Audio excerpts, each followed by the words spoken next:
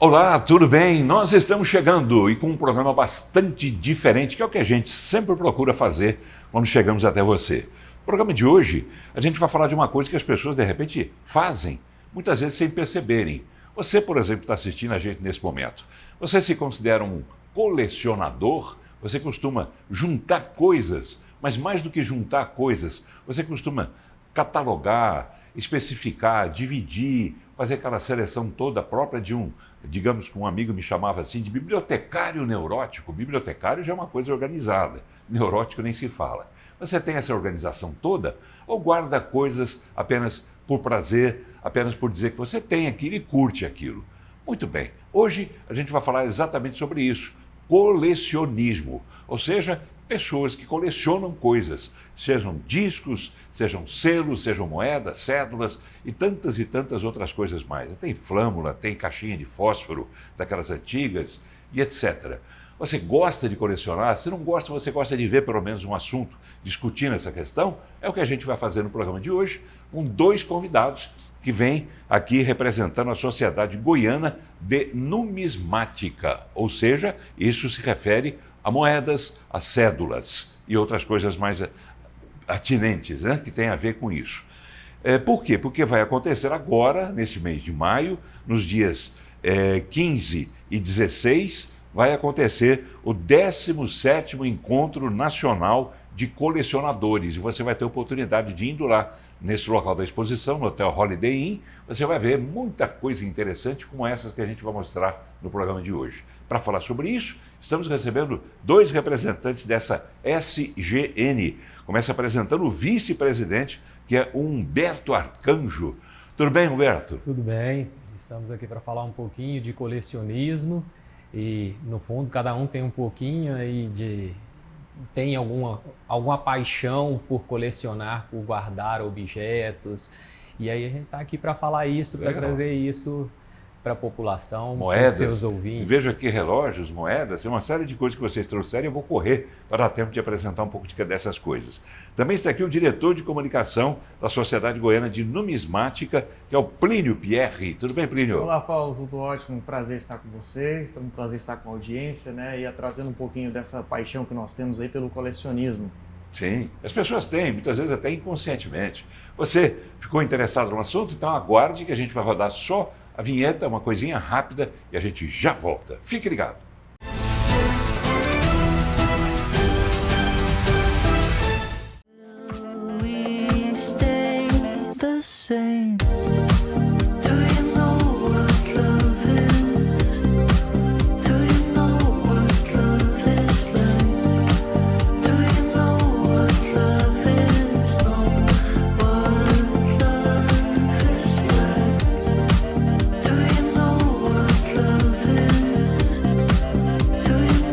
Nucleodonto, transformando sorrisos há 49 anos.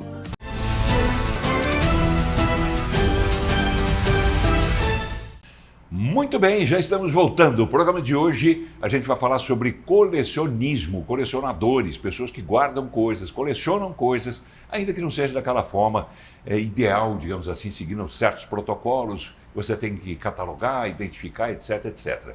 Mas de alguma forma tem certeza que você em casa tem algum tipo de coleção, né, que te dá prazer, seja em disco, seja livro. Livro também se coleciona, você lê, mas você coleciona. Disco é a mesma coisa, você ouve e coleciona. Estou recebendo dois convidados que vêm para falar do 17º Encontro Nacional de Colecionadores, que acontece agora no dia 15 e 16 de maio, no Hotel Holiday Inn, que fica na rua 22, esquina com a 23. Está aqui o Plínio Pierre, que é diretor de comunicação da Sociedade Goiana de Numismática, e está aqui também Humberto Arcanjo, que é vice-presidente da SGN. E começa explicando para a gente, Humberto, vamos começar do começo, né? Sim. O que vem a ser, primeiro, explica exatamente, poucas palavras, numismática. Numismática é a ciência de colecionar moedas, cédulas e medalhas e também estudar o contexto que cada peça dessa foi criada, por que foi criada. A gente evoluiu do colecionador para a numismática. Pois é, vocês trouxeram muitos exemplos. Sim. Dê um exemplo de alguma coisa que significa colecionismo. Colecionismo. Uma moeda, você tem moedas Uma moeda. raras. Uma moeda interessante, essa é uma moedinha de 50 centavos, é o único defeito, falha, admitido pela Casa da Moeda. Uma moedinha de 50 centavos que não tem o zero. Então fica como se fosse 5 centavos.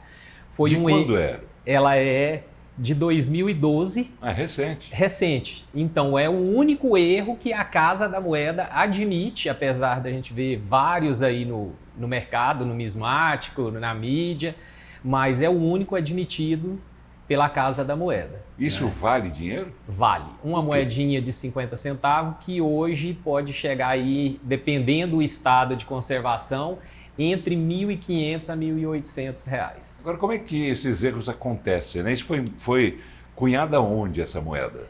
Isso foi em uma das prensas, 2 horas de produção na Casa da Moeda. Que fica no Rio de Janeiro. No Rio. Isso. No Rio. E o pessoal, na hora de fazer essa impressão, digamos assim, não presta atenção, não vê que está errado? O cunho, ele, no caso de impressão para cédulas, no caso de moedas e medalhas, a cunhagem, os processos de fabricação. E aí, hoje é tudo computadorizado, tudo automatizado. A troca dos cunhos, que são as peças que prensam o metal para dar a forma de moeda, é tudo automatizado. Até há um tempo atrás, isso aqui era feito manual. E aí, em determinado momento, o funcionário da Casa da Moeda erra na montagem do equipamento. Que coisa. E aí gera um erro que vira um objeto isso é cobiçado histórico, por né? Isso é histórico, colecionadores. porque já tivemos outros casos também de cunhagem errada. Por exemplo, moeda em homenagem a Dom Pedro II, que em certos exemplares saiu com o número em algarismo romano e outros saiu com arábico. Sim. Não é isso? Quer dizer, isso sempre acontece? Sempre acontece. Na cédula de R$10 de polímero, a única que a gente teve no Brasil... Que é cara parecida com plástico, né? Com plástico, que foi feita em comemorativa aos 500 anos do Brasil. Ela tem... A primeira versão saiu com o Cabral, o Álvares abreviado. E como é uma personalidade histórica, isso não poderia ocorrer. Aí eles tiveram que retirar de circulação e reemitiram com o Álvares por extenso, como deve ser. O Plínio Pierre, que é diretor de comunicação da SGN, que é a Sociedade Goiana de Numismática, quando sai uma moeda, vocês ficam torcendo para encontrar erro, é? Justamente. O erro, ele também é algo colecionável, né? Nós temos aí várias temáticas de coleção e o erro também é algo que o colecionador fica atento, né? Então, sempre que sai uma nova emissão, como saiu agora dos 60 anos, o que a gente faz é ir nas agências bancárias, tentar pegar o sachê da moeda que acabou de sair, né, que acabou de ser publicado, e a gente fica ali olhando para ver se acha algum com erro dentro do próprio sachê, porque valoriza um pouco mais também, né? O que é o sachê? O sachê, a Casa da Moeda emite por centenas de moedas, no caso de real, e aí vem um saquinho lacrado, né, timbrado com o logo ali da Casa da Moeda e dentro dela as moedas, para facilitar o troco, né? Sim, mas aí você vai no banco fazer o quê exatamente? Comprar a moeda, trocar o dinheiro de papel pela moeda, né, para que a gente pegue os exemplares ali, flor de cunho, que a gente fala, que é a moeda que acabou de sair, que ainda não entrou em circulação. Vocês ficam torcendo para ter erro. Justamente, porque quando tem algum erro é um pouco mais valioso, né? E aí tem colecionadores específicos que colecionam erro. E no meu caso eu não coleciono erros, eu coleciono mais moedas de prata do Brasil. Por exemplo, mostre uma pra gente. Essa aqui é uma moeda de R$960, é uma moeda de 1826, essa daqui. Essa é original? Essa é original. 1826? 1826. Então essa aqui é o tipo de moeda que eu coleciono, moedas mais antigas, né? Agora, existem colecionadores que vão para o lado dos erros, né? Que aí é uma outra vertical de colecionismo. Você mistura as duas coisas? Eu não misturo, porque o colecionador, ele chega um determinado momento, ele vai determinar qual que é a vertical que ele vai estudar, senão vai ficar louco, né? É muito aberto as possibilidades, um leque gigantesco, né, de itens colecionáveis. Então eu escolho um tipo específico, moedas de prata do Brasil. Esse é o seu foco? Esse é o meu foco. Né? E agora estou começando a me aventurar nas cédulas, né? Mas só que também com um critério muito específico. Qual? Né? O meu critério são cédulas que têm a numeração 114. Por quê? Porque era o que mais fácil de encontrar em maior quantidade, né? Então Eu tenho, por exemplo, numeração aqui, 114? numeração 114, porque toda cédula tem um número de série, né? Aham. Então as minhas são 0000114. É o exemplar 114 de cada... Isso é mania. Isso é mania, É. né? Porque... Como o Roberto Carlos, por exemplo, os discos do Roberto Carlos, quando eram lançados em LP, não sei agora em CD, até porque não existe mais, mas os discos do Roberto Carlos, o número de catálogo, terminava sempre com 5. Acho que deve ser porque é um equilíbrio, né, entre o 0 e o 10, ele usava sempre o número 5. Número 5. A CBS, a gravadora dele, podia ter dificuldade que fosse, mas tinha que lançar algum disco antes para completar o número até chegar no número anterior ao 5, que é o 4. Aí o 5 já estava reservado para o Roberto. Olha, Paulo também é cultura, tá? Coisas que eu não sabia, né? Que a gente Se não você sabia. tem disco do Roberto Carlos em casa, procure pesquisar. Olha, pesquisar não, você olha lá no número do catálogo, é sempre o número 5. Olha aí, que interessante. Mania. Então, no meu caso, a minha Ele tem- mania é o 114. Mania é a mesma coisa de colecionador? Depende. O colecionismo, quando ele ultrapassa o nível ali saudável, que é a reunião entre as pessoas, né? E eu costumo dizer que é o lugar mais democrático que existe, né? Porque onde a gente deixa os títulos, deixa a graduação, deixa a idade na porta para fora. E aí dentro que todos viram amigos, né? E vão compartilhar as igualam. experiências e se igualam. Então, quando ele passa desse momento saudável, onde você vai buscar a peça ali só mesmo para uma satisfação pessoal, e passa a ser uma acumulação, aí você se torna uma patologia, né? Que é até cuidado aí pelos psicólogos, que aí você acaba virando um acumulador. Pois é, isso pode ser confundido também com o toque, Humberto, de alguma forma. Toque você acumula. Sim, Coleção, você acumula. sim. Qual a Quando- diferença? Quando ela Se é que existe. ela é mais ou menos a mesma coisa, porque fugiu do controle da pessoa. A pessoa já não tem mais controle e ela não percebe que ela está tirando recursos da família, de alguma coisa, para colocar no colecionismo, né? Sim. Então, assim, tudo dentro... Vira obsessão. Vira uma obsessão. Que é o toque, né? Que é o Transtorno toque. obsessivo compulsivo. A hora que vê, a pessoa já Isso, fez isso. A e tem pessoa obsessão por aquilo. Pode... Você tem obsessão pela Não, numismática? Não. Não? Eu gosto, eu tenho paixão, mas ainda não cheguei Ainda não a esse trocou a ponto, família pela não, ainda não numismática. troquei a família. E o Plínio? Plínio, você tem obsessão também De pela jeito numismática? nenhum. Olha, eu recomendo a todos aí que vão começar a colecionar que não vão para esse lado de querer comprar tudo que acha na frente, ou achar que tudo é valioso, porque não existe isso, e esse é o caminho onde leva a pessoa para a obsessão, né? Tudo que é demais, né, Paulo? Água demais mata a planta, né? Mata a planta, né? Não pode ir para esse lado. Então, vai até o ponto do que é saudável. Vamos ver. Você trouxe aqui uma coleção de relógios. Isso mesmo. Dá para mostrar aqui? Essa Vamos ver. daqui é uma Ainda que coleção... é a distância, mas dá para você uma mostrar coleção e de falar. relógios aí que também diversificando um pouco da numismática, né? Relógios aí que, no meu caso também, eu busco exemplares mais antigos, né? Por exemplo, Qual o mais antigo desses aí? o mais antigo, provavelmente esse daqui, que está no meu pulso. Que né? é ele? Qual a marca? Esse aqui é um Oriente, só que é um Oriente... Oriento. né? Hã? É um Oriente, Como isso. é? Eu antigamente falava Oriento, né? É Oriento. Só que o diferencial dele é que ele é um Oriente de 1974 e ele é o primeiro relógio touch do mundo, né? Então ele tem um LED e que ele é acionado quando você encosta na caixa. Então tá explicado, é japonês. É japonês. O japonês né? saiu na frente também Isso nessa mesmo. área. Então hoje o pessoal fala, eu tenho um relógio touch, né? Meu celular é touch, mas o touch nasceu em 74 com um relógio da Oriente. Os orientais sempre na frente, né? Isso Sempre aí. na frente. Isso vale quanto? Um relógio desse como você está usando? Esse aqui é em torno de R$ 1.200 a R$ 1.500. Pouco, né? É pouco. É pouco, mas por quê? Porque você não é muito difundido, né?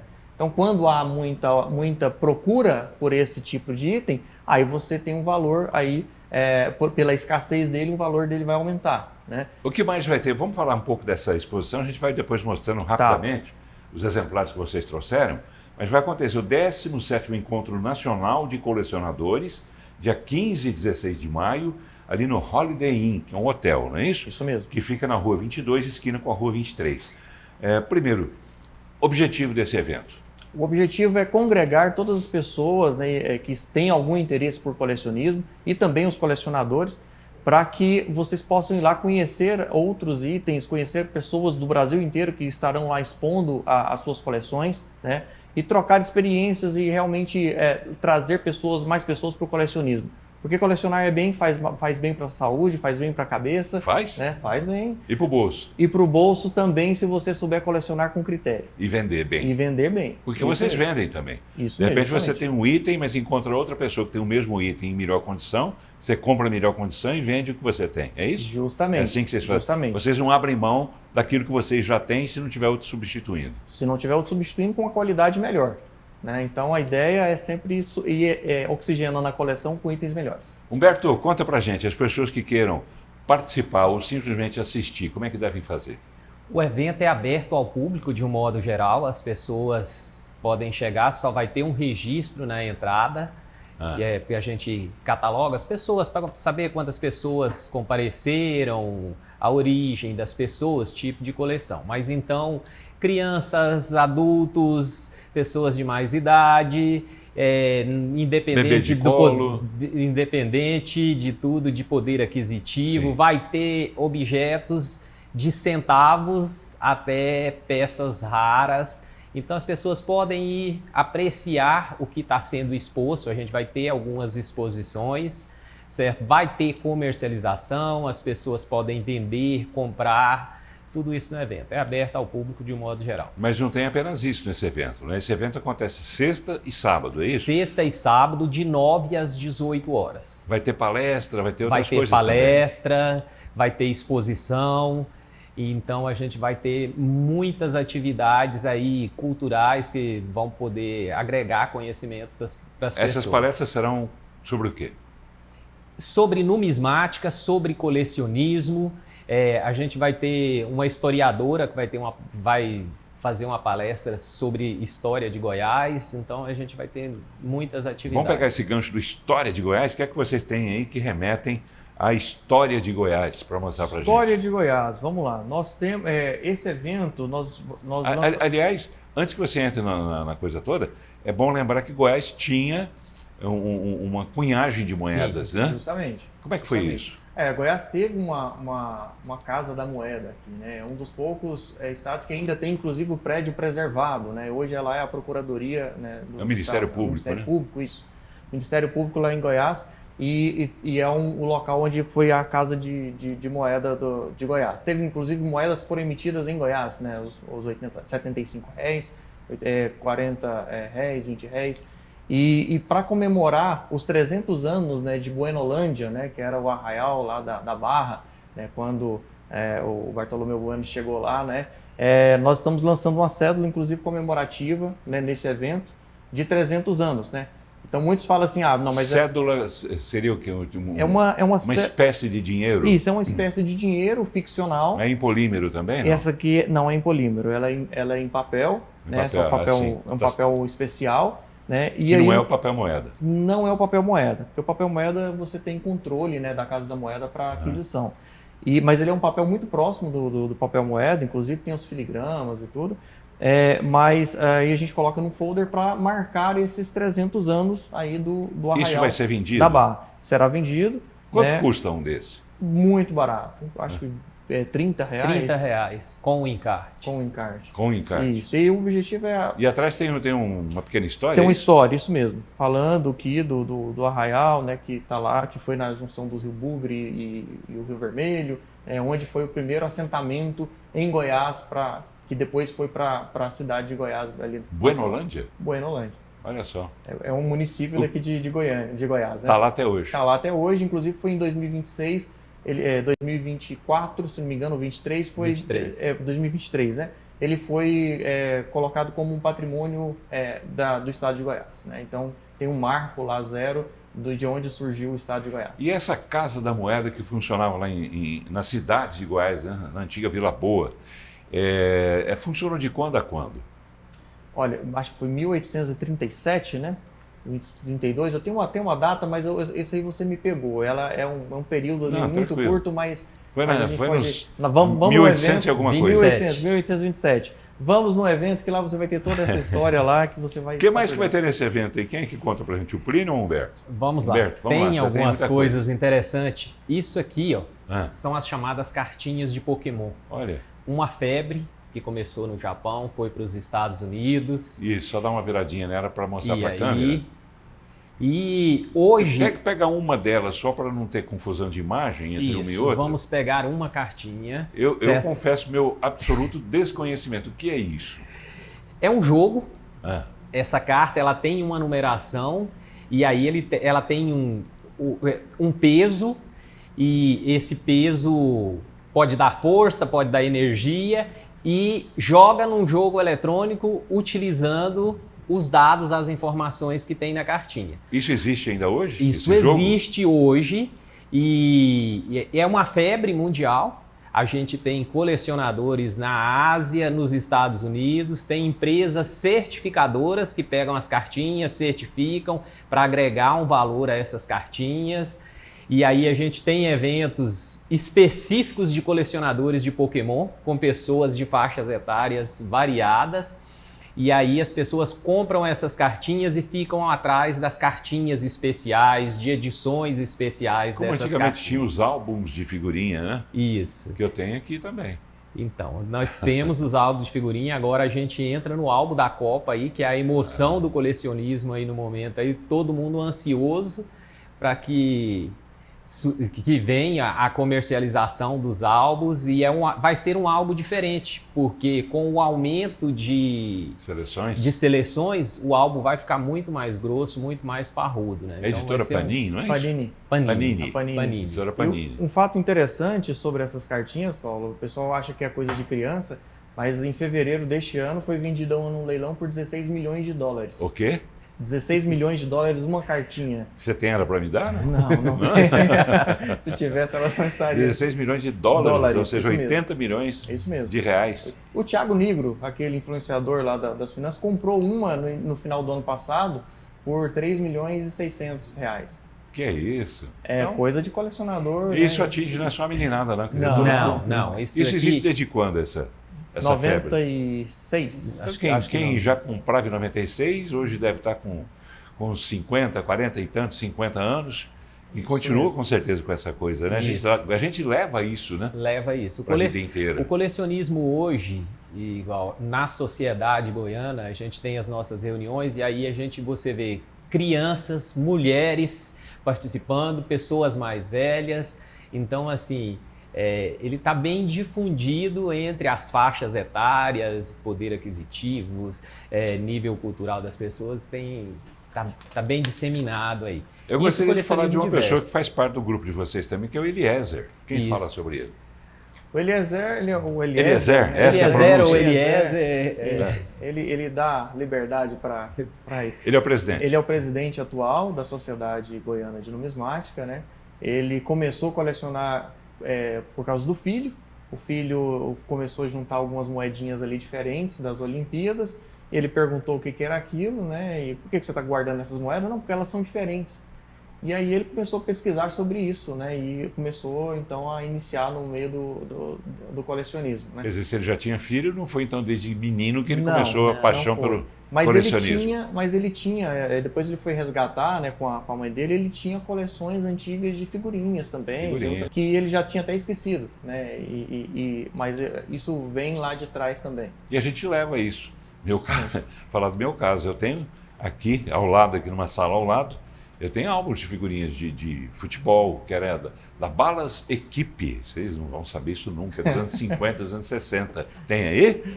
Tem algo aqui interessante, Balas Guanabara, umas cédulas comemorativas das Balas Guanabara. Eu tinha da Balas Equipe, né? Você comprava as figurinhas, tinha figurinha carimbada, né? Que valia mais, figurinha repetida, aquelas mais fáceis de sair. E você ia para as portas do cinema na época, aos domingos tinha a tal da sessão matinê, 10 horas da manhã, que exibia desenho, depois um filme, aliás, um desenho, um seriado que tinha, por exemplo, Minhoca, Rainha da Selva, tinha o Batman, tinha o Super-Homem. Isso de 1948, essas séries, 49, 50. E aí, por último, tinha um filme que normalmente era de Bang Bang, então tinha o Zorro, tinha essas coisas. E antes e depois dos filmes, você se sentava na entrada do cinema ali para jogar, como se dizer, abafo. Abafo. Isso né? mesmo. Você virava ali com a mão, né? Você batia a mão e o que virasse era seu. Né? Umas coisas que eu vivia assim. E tem muita coisa. Naquela época, os grandes filmes épicos, como por exemplo Ben-Hur, El Cid, e etc., também tinham a sua tiragem em figurinhas. E você montava, está tudo aqui também. Essas coisas. Mas vamos falar das que vocês têm que podem ser vistas. Olha, a gente tem aqui, ó, cédulas particulares, que a gente tem de políticas, tem tudo isso daqui. Bala Guanabara, década de 50. Olha aí, a Guanabara. Balas Guanabara. A Guanabara. E aí a gente tem outras Mas cédulas. isso, para ficar bem claro, é o quê? É cédula de dinheiro? Claro que não. Não, fazia como um bônus. Muitas das vezes as empresas fazem como um bônus que o consumidor consumia, guardava essas cédulas, poderia trocar isso em produto, em um bônus futuro É aí. um tipo de dinheiro. E né? aí acabou ficando, tornando-se objeto de colecionismo. Assim como a gente tem outras coisas, como a gente tem aqui, ó, algumas interessantes. Essa cédula aqui, ó, com a imagem de Juscelino Kubitschek, da inauguração de Brasília. Era uma cédula política que foi feita como um panfleto para aquele momento ali da inauguração. E aí ficaram alguns exemplares perdidos que se tornaram objeto. 5.000 aí está escrito, né? Isso, Tem isso. Dom Pedro, não, Pedro II. Não, essa é outra, essa é Clube dos Mágicos. Ah, sim, mas é Dom Pedro. Certo, Dom Pedro. Aqui, a de Brasília, com o Juscelino, né? E essa daqui é uma cédula do Nordeste, município de Pojuca, que servia como um bônus municipal lá. Tá bem, vamos fazer o seguinte, tem muita coisa para mostrar e para falar, e eu vou aproveitar e convidar vocês para depois a gente está gravando, esse programa é gravado. Terminada essa gravação, vamos fazer mais um? Vamos? Vamos? Vamos. Porque tem tanta coisa que vocês trouxeram aqui, vai ser uma pena se a gente não levar isso até o telespectador. Então fique ligado, a gente volta para o último bloco e no próximo programa, no domingo, 19 horas, aqui pela PUC TV, você vai continuar vendo esse assunto que eu tenho certeza que você está gostando. A gente volta rapidinho, fique ligado.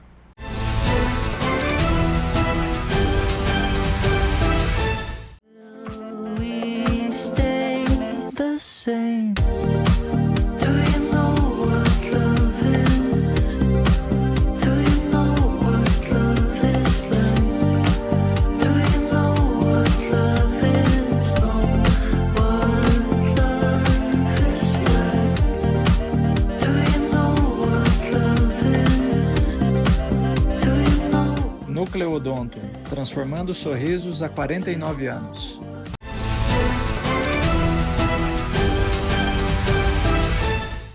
Muito bem, estamos voltando, e que pena, né, para o último bloco do programa de hoje, mas, repito para você, no domingo, 19 horas, aqui pela PUC TV, a gente vai dar continuidade a esse papo sobre colecionismo. Eu quero encerrar bem rapidamente, pedindo a Humberto Arcanjo, que é vice-presidente da SGN, que fale rapidamente sobre o 17º Encontro Nacional de Colecionadores. Rapidinho, fazer o convite. Então, 17º Encontro Nacional de Colecionadores, aberto ao público, expositores de todo o país, materiais diversos, miniaturas de carrinho, cartinha de Pokémon, cédulas, moedas, medalhas e mais uma série de objetos colecionáveis as pessoas vão encontrar lá. Podem comprar, vender e apreciar. Tá bem, Humberto Arcanjo, vice-presidente da Sociedade Goiana de Numismática. Obrigado por ter vindo, a gente volta a conversar Nós domingo. que agradecemos em nome da sociedade, em nome dos colecionadores goianos. Sejam bem-vindos sempre. Plínio Pierre, que é diretor de comunicação da Sociedade Goiana de Numismática. Foi um prazer te conhecer também. Obrigado. Prazer é Plínio. todo meu, um prazer estar aqui com vocês, sua audiência. Legal. Vamos lá. E você vai ter um reencontro conosco, né, com os nossos convidados, claro, comigo aqui também. Domingo, 7 da noite, aqui pela PUC TV. Grande abraço a todos vocês e até lá.